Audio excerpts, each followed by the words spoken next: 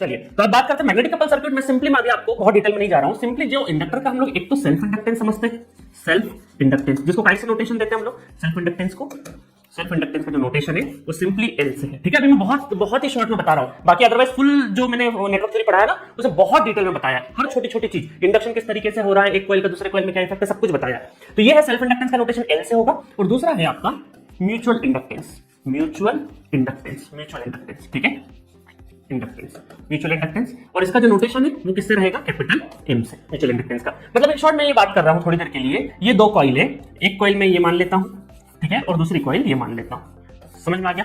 और यहां पर इसको थोड़ी देर के लिए डॉट या स्टार किसी से भी आप नोटेशन दे सकते हैं। ये सिंबल है, ये सिंबल है, ये सिंबल यहां पे भी हो सकता है, यहां पे भी हो सकता है, कहीं पे भी हो सकता है। तो ये डॉट कन्वेंशन बोलते हैं इसको हम लोग। तो कई बार डॉट से या फिर स्टार से भी गिवन हो सकता है, स्टार से भी हो सकता है, अलग अलग नोटेशन है ना, जरूर रटना मत कि सिर्फ और सिर्फ डॉट से होगा। और इन दोनों, इसका मतलब है, इन नोटेशन का मतलब है कि दोनों कॉइल क्या है, मैग्नेटिकली कपल्ड है, मैग्नेटिकली क्या है, कपल्ड है। इसका मतलब है कि अगर इस कॉइल में करंट I1 जा रहा है और इस कॉइल में करंट I2 जा रहा है, ठीक है, और ये दोनों क्या है, मैग्नेटिकली कपल्ड है, तो ये इन दोनों के बीच में क्या रहेगा, म्यूचुअल इंडक्टेंस रहेगा। तो इसका मतलब है कि अगर मुझे इसका एक्सप्रेशन लिखना रहेगा तो पहले तो मैं इस कॉइल का क्या करूंगा, कॉइल 1 का सेल्फ इंडक्टेंस लिखूंगा, और इस कॉइल में सामने वाले करंट की वजह से, इस वाले करंट की वजह से इस पे भी इफेक्ट आएगा, तो उसका म्यूचुअल इंडक्टेंस भी मैं काउंट में लूंगा। ठीक है, सिंपल सी भाषा में मैंने आपको बता दिया है, बहुत ही शॉर्ट में।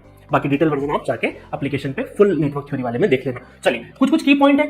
पहला की पॉइंट है कि M L1 L2, अब ये K क्या है, K क्या है हमारा कोफिशिएंट ऑफ कपलिंग है ना, वो मैग्नेटिक जो अपना कोफिशिएंट ऑफ कपलिंग है K से डिनोट करते हैं, और इन तीनों के बीच में relation K equal to M upon under root L1 L2। ठीक है, तो ये है कोफिशिएंट ऑफ कपलिंग, और इसको K इक्वल टू 1, जो K की रेंज है कोफिशिएंट ऑफ कपलिंग की वो 0 से 1 में होती है। तो ये रिलेशन बहुत इंपॉर्टेंट है, ये आपको याद होना चाहिए। ठीक है, इससे क्वेश्चंस कई बार पूछ लेते हैं। सिमिलरली अगर मैं K को 1 मान लूं कि इसकी रेंज 0 से 1 है, तो अगर मैं 0 से 1 को इस कंसीडरेशन में लूं तो M क्या होगा, लेस देन और equal to under root L1 और L2। फिर ठीक है, जैसे 1 ले लो तो क्या हो जाएगा, M equal to under root L1 और L2 है ना, इसलिए इक्वल टू का साइन लगाया हम लोगों ने। फिर मैंने क्या पढ़ाया था, डॉट कन्वेंशन। ये डॉट कन्वेंशन एंटरिंग लिविंग वाला शॉर्टकट पता है ना, जहां डॉट है वहां पे क्या लगा दो, दरवाजा लगा दो, और उसके अपोजिट में क्या है, बैठ जाओ। और जो करंट है वो क्या होता है, हमारा मेहमान होता है, गेस्ट होता है। तो इस तरीके से पूरी मैंने बोल सकते स्टोरी वाइज आपको चीजें समझाई है डॉट कन्वेंशन में, तो ये आपको पता होगी।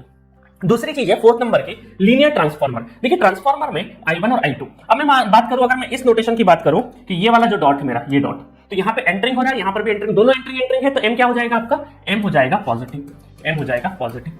ठीक है, और दूसरा वाला अगर ले ले केस, दूसरा वाला केस ले ले, तो इसमें एंटरिंग है, इसको कंसीडरेशन में ले लेता हूं, इसमें एंटरिंग है और इसमें क्या होगा, लिविंग रहेगा, तो M क्या हो जाएगा आपका, नेगेटिव हो जाएगा। मतलब दोनों में एंटरिंग है, दोनों में लिविंग रहेगा तो M पॉजिटिव, एक एंटरिंग दूसरा लिविंग रहेगा, या दूसरा लिविंग पहला लिविंग दूसरा एंटरिंग रहेगा, तो M क्या रहेगा, नेगेटिव। ये थ्योरी ऑलरेडी जो मुझसे पढ़े होंगे उनको पता होगा कैसे लिखना है। अब देखिए M पॉजिटिव नेगेटिव से क्या होगा कि इस ट्रांसफार्मर का इक्विवेलेंट बनता है, इसको पहले हम लोग उसमें ले जाए